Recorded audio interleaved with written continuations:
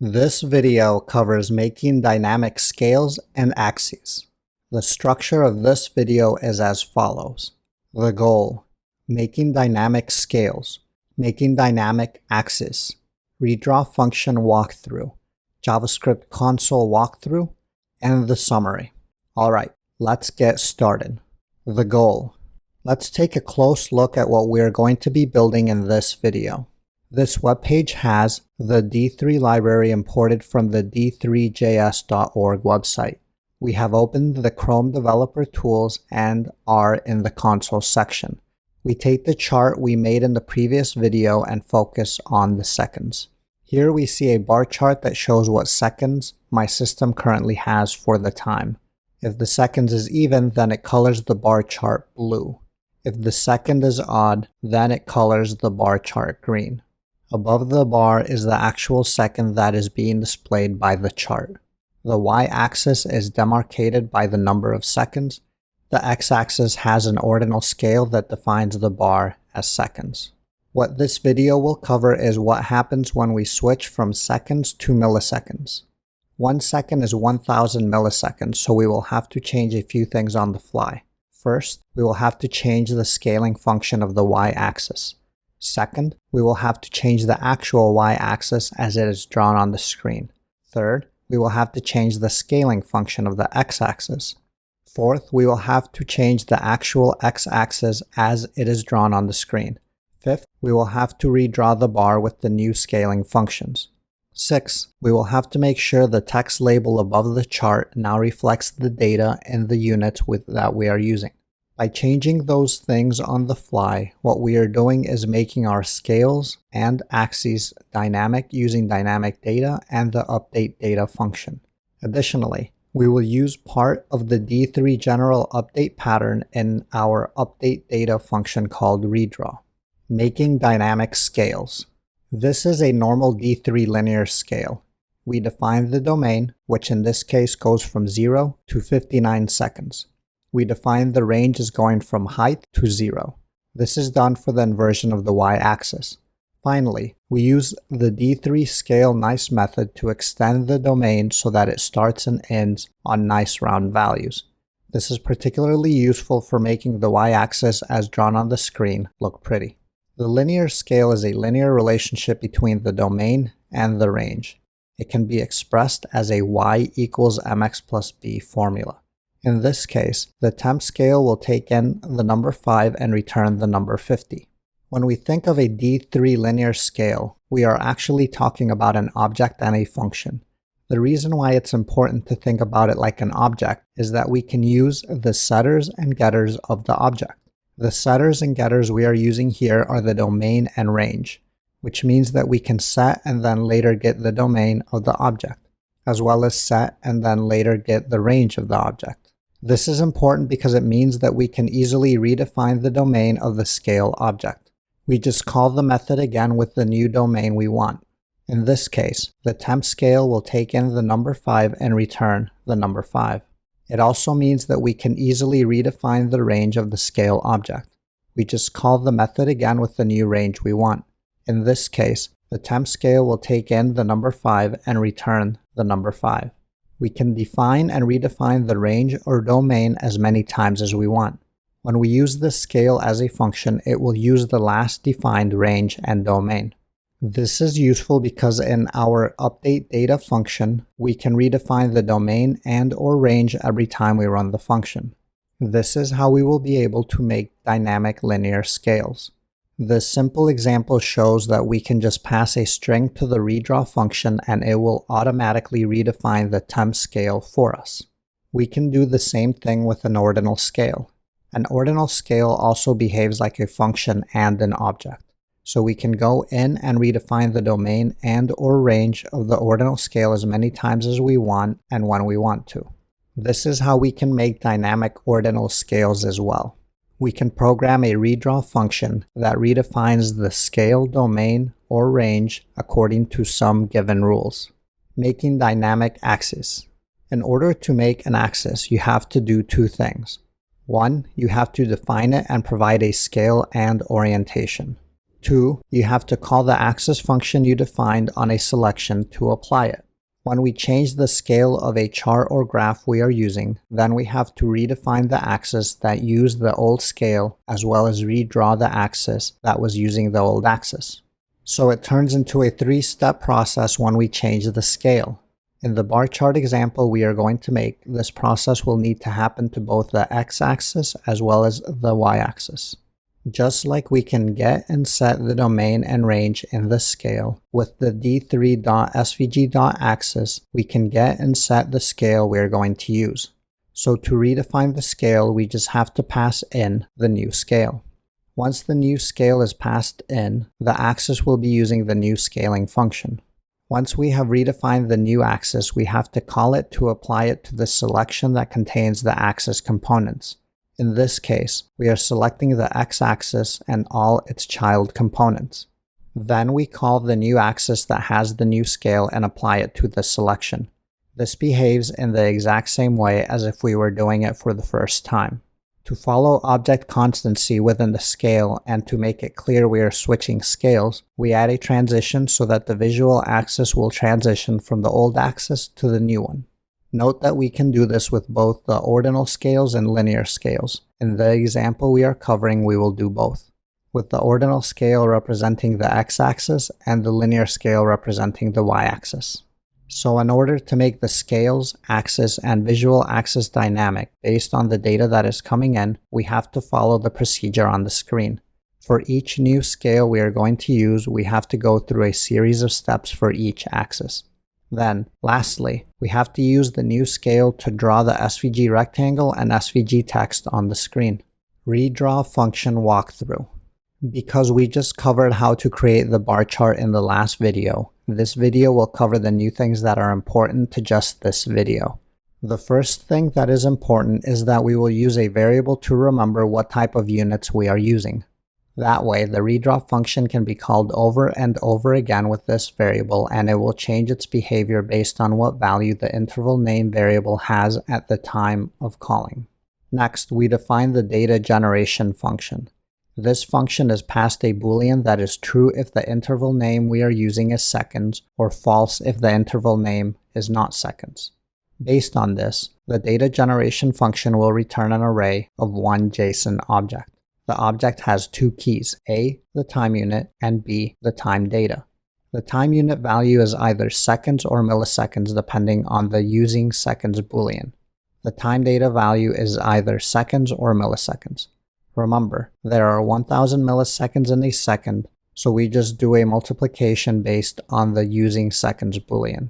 We generate the chart once using the D3 pattern and using seconds as our base case of units. Given what we have covered, we can break down the redraw function into 10 separate steps. They can also be grouped into 4 different groups. Group 1 does the generation of the data. Group 2 does the redefining of the y scale and redrawing of the y-axis. Group 3 does the redefining of the x scale and redrawing of the x-axis. Group 4 does the redrawing of the visual data elements. This is the group 1 set of commands, the ones that generate the data. First, we take in the interval name, and if it is equal to the string seconds, then we assign the true boolean to the using seconds variable. Otherwise, we assign the false boolean to the using seconds variable. Then we pass in the using seconds variable to the data generation function called updateData. This will pass back an array containing one JSON object with the data we will use to run the partial D3 general update pattern. This is the group 2 set of commands, the ones that redefine the y scale and redraw the y-axis. First, the new y-axis scale linear scale is redefined according to whether we are using seconds or milliseconds. We focus in on the domain as the height of the inner drawing space is not changing. Then we update the D3 SVG axis function with the new updated scale. Lastly, we select the y-axis SVG group element and apply the updated D3 SVG axis function with the new updated scale. We include a transition so that it is clear we are transitioning to a new scale and to make it pretty. This is the group 3 set of commands, the ones that redefine the x scale and redraw the x-axis. First, the new x-axis scale ordinal scale is redefined according to whether we are using seconds or milliseconds. We focus in on the domain as the width of the inner drawing space is not changing. Then we update the D3 SVG axis function with the new updated scale. Lastly, we select the x-axis SVG group element and apply the updated D3 SVG axis function with the new updated scale. We include a transition so that it is clear we are transitioning to a new scale and to make it pretty. This code redraws the bar after the new scales have been defined and updated. We do a partial D3 general update pattern where we only care about the update selection as we are not removing or adding any new elements. We use the data object returned by the data generation function to construct the SVG rectangle attributes. Then, like in the last video, we use the time data to style the SVG rectangle. Notice that because we have already updated and redefined the scales, we do not have to do any math related to whether we are using seconds or milliseconds here. The functionality works the same way for both cases. Lastly, we do the update of the text label. We do a partial D3 general update pattern where we only care about the update selection as we are not removing or adding any new elements. Again, like the SVG rectangle, we don't have to do any math related to whether we are using seconds or milliseconds because the y-axis scale function will take care of it for us. Then we add event listeners to each button to listen for the click event. If one of the buttons is clicked, it redefines the interval name variable to either seconds or milliseconds. This makes it so that when the setInterval function calls the redraw function next, it will use the interval that was last clicked.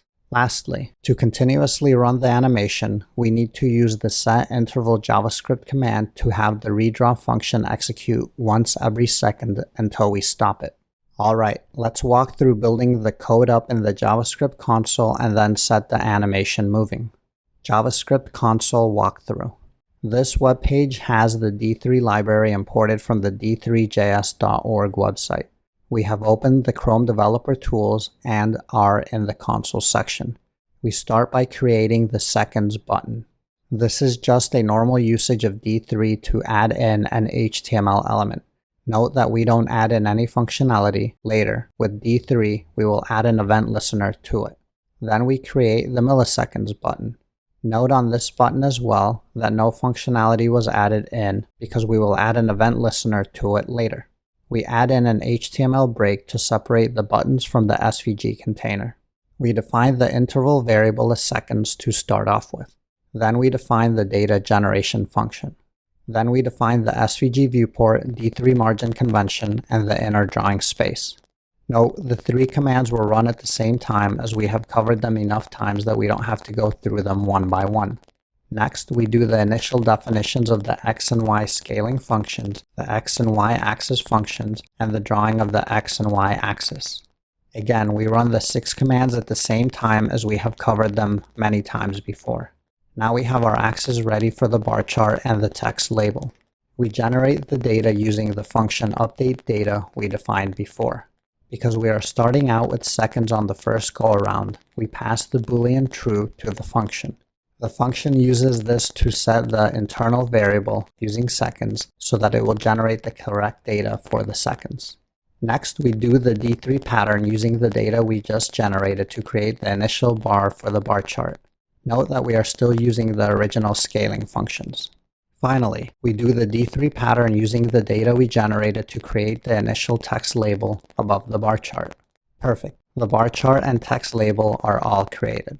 Let's now manually run through the redraw function once together before we define it as a function onto itself. First, let's change the interval name to milliseconds. Next, let's define the using seconds variable. You can see that the using seconds variable is now the false boolean. Next, let's generate new data using the interval name variable. You can see that the time unit is now milliseconds and that the number is in the tens of thousands. Next is where we start redefining scales, axis functions, and visual axis. First, we redefine the Y scale with the new updated data. You can see that because we are doing milliseconds, that the domain of the scale now goes from 0 to 60,000. Next, we redefine the Y-axis. Instantly we see the code of the function. Don't worry about understanding this, it is not useful for what we are doing. Next, we redraw the y-axis with a transition of 3 seconds. You will have seen the numbers from the old axis move down as the new ones came in from the top. We can now see the y-axis going from 0 to 60,000. Next, we redefine the x scale. You can see that because we are doing milliseconds, that the domain of the scale is now the string milliseconds.